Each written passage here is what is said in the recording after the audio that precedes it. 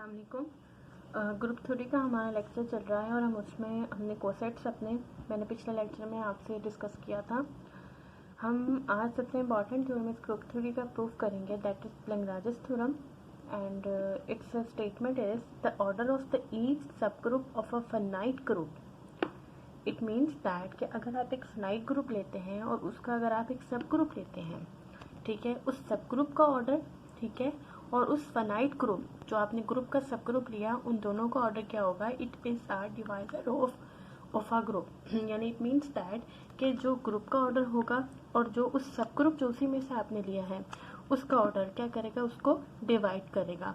यानी ये उसका क्या होगा? डिवाइजर होगा of order of a group.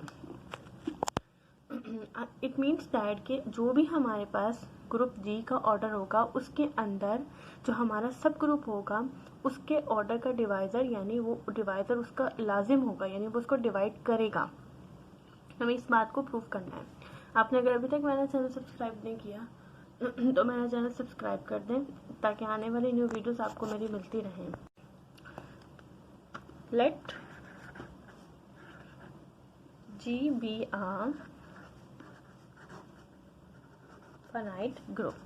सबसे पहले हमारे पास जो इन्फॉर्मेशन है उसको हम लिख लेते हैं। हमें जो इन्फॉर्मेशन गिवन है वो ये है कि एक जी हमारे पास एक फाइनाइट ग्रुप है एंड एच उसका क्या है? एक सब ग्रुप है एंड एच बी अ सब ग्रुप ऑफ जी, ठीक है। एंड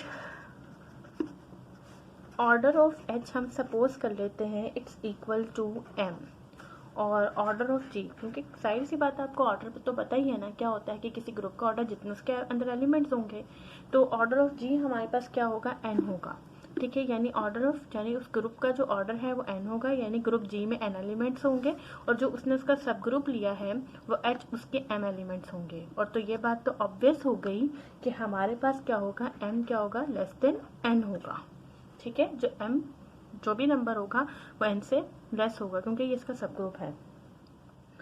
सो हमें ये बात प्रूव करनी है कि हमारे पास क्या करेगा? जो ऑर्डर ऑफ एन आपने लिया है यहाँ पे, ठीक है, ये जो ऑर्डर आपने एन लिया है वो क्या करेगा? जो ऑर्डर ऑफ सब ग्रुप का लिया है ये इसको क्या करेगा? डिवाइड करेगा, या एम डिविजिबल बाय एन। इस बात को हमने यहाँ पर प्रूव करना है। तो सबसे पहले लेट इसको प्रूव करने के लिए हमें असल में एक जो हमने कोसेट्स का ही इसके अंदर यूज होगा। हम कोसेट्स को इसके अंदर यूज करेंगे। किस तरीके से यूज करेंगे?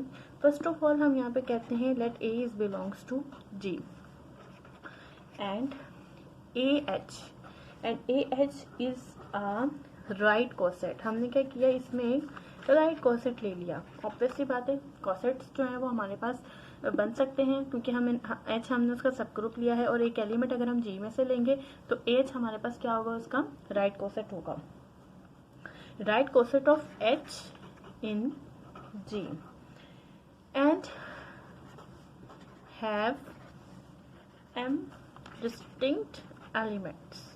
अच्छा, अब उसके अंदर कितने होंगे? एम डिस्टिंक्ट एलिमेंट्स होंगे। तो फर्स्ट ऑफ ऑल हमें ये बात प्रूव करनी है, यही बात कि क्या उसमें एम डिस्टिंक्ट एलिमेंट्स होंगे या नहीं होंगे। यानी हमने इस बात की श्योरिटी देनी है।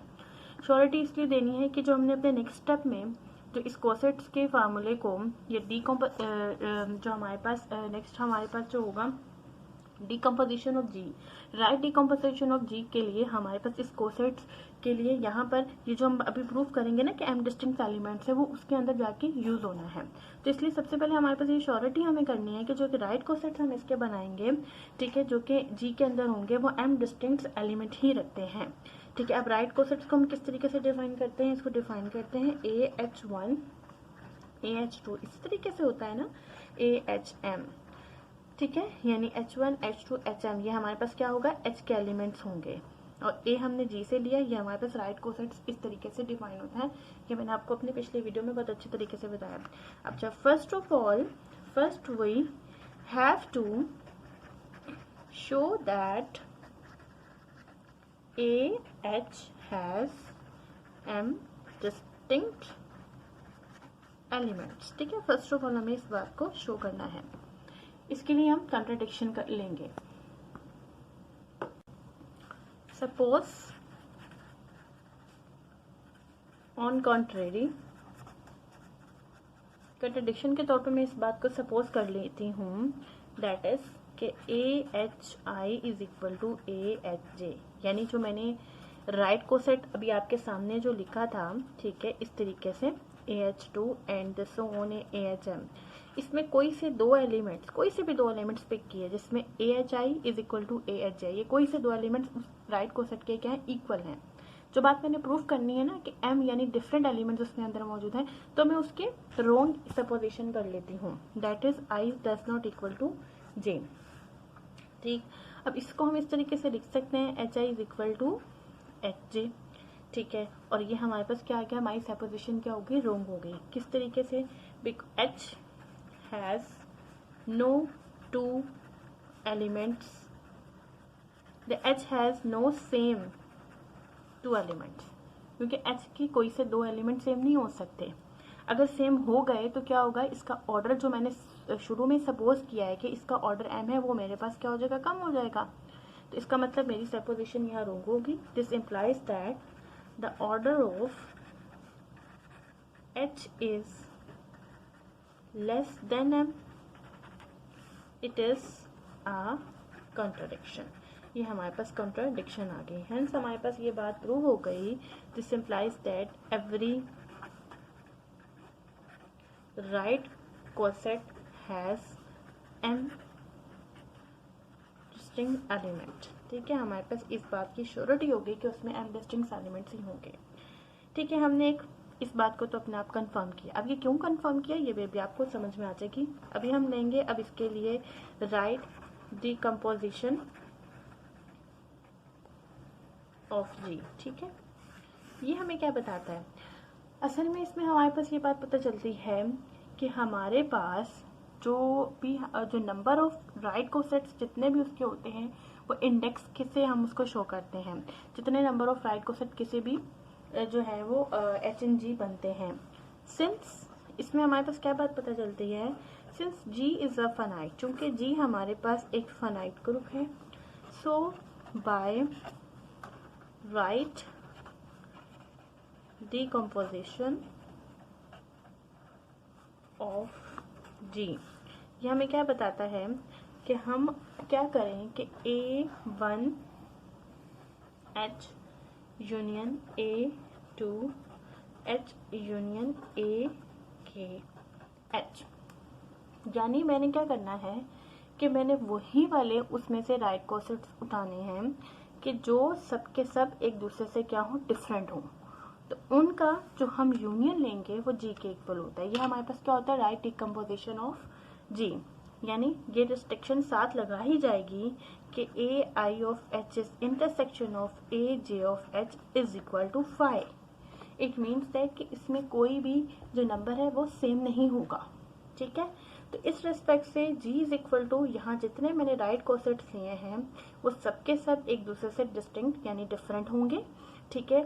ऐसी मैंने कलेक्शन उठाई है कि जिसमें कोई भी जो होगा राइट कोसेट उसके एलिमेंट सेम नहीं होंगे। जैसे फॉर एग्जांपल अगर मैंने अब G ग्रुप लिया, हमने कई ऐसे एग्जांपल्स भी देखी होती हैं कि G ग्रुप में हम उसी का जो सब ग्रुप लेते हैं, जैसे H कोई भी सब ग्रुप लेते हैं तो उसके अंदर जो बनने वाले हमारे पास कोसेट्स होते हैं ना वो अक्सर सेम भी आ जाते हैं, बार बार वही, यानी उसी H के इक्वल आ जाते हैं।